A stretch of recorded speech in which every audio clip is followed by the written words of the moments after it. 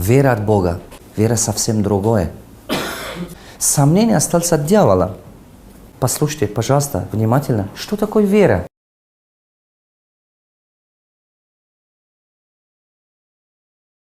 Вера от Бога.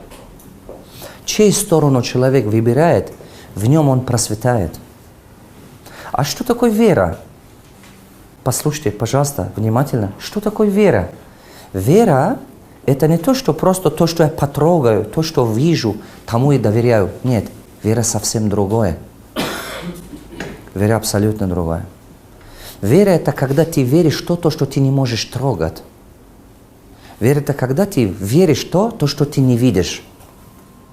Вера – это то, что ты действительно, можно сказать, максимально доверяешь душой и сердцем.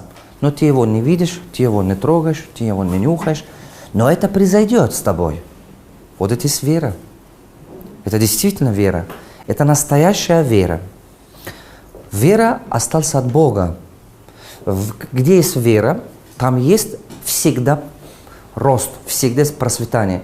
А где есть сомнение, все равно все превращается полностью уничтожено. Это потому, что сомнение приведет к аду. Любое сомнение потихонечку реальность превращает в ад.